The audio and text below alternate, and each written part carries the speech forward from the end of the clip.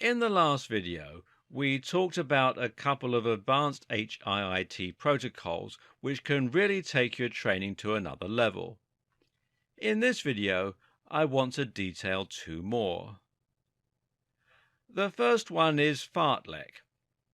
Fartlek may be just the most ridiculous sounding name for a workout, but it's actually a very useful tool, so let's not judge this particular rose by its name.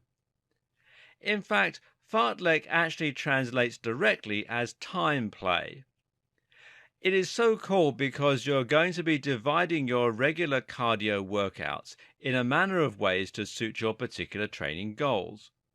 This way, you can combine steady-state cardio with interval training and build towards a variety of different objectives at once. To explain it simply, fartlek merely means that you can choose between how you want to divide your time between sprinting, jogging, walking, and everything else in between. And it doesn't just have to be time that is the deciding factor here either. You can just as easily train so you switch speeds depending on the distance, or so that you watch your heart rate.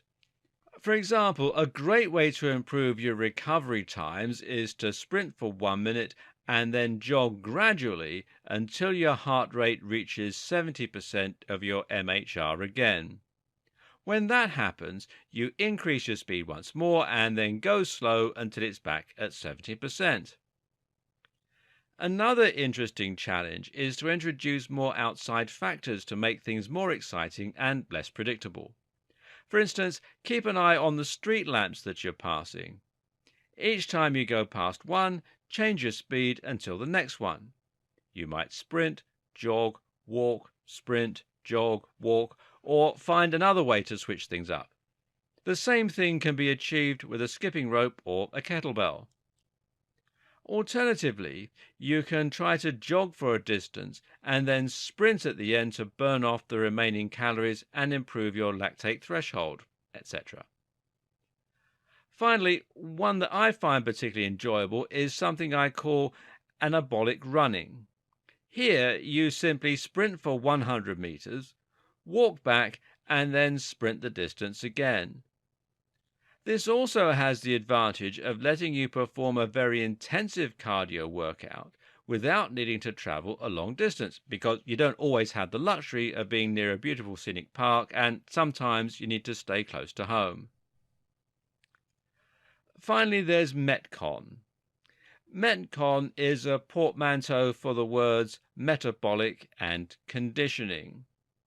As this might suggest, Metcon is a form of workout designed specifically with the goal of helping you to strengthen your metabolism in order to improve your energy efficiency, resting metabolic rate, and generally your ability to turn food into usable energy.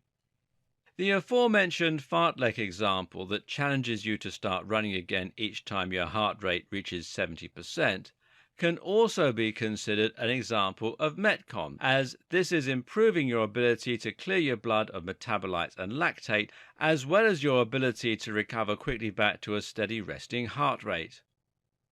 This is a good example of Metcon as well as a form of zone training. If you get the right fitness tracker, then this can actually be used to alert you once your heart rate reaches specific zones, saving you from constantly having to check your wrist every minute or so. More often, though, the term Metcon is used to describe short, focused bursts of high-intensity activity with a minimum amount of rest in between. A good example is the ladder workout, which involves performing 10 good reps of a given exercise, such as pull-ups or clapping exercises, resting for 30 seconds, and then performing 9 reps. You keep going until you reach 1 repetition, at which point the challenge has ended. The circuit routines we'll look at in the next video can also be considered examples of Metcons.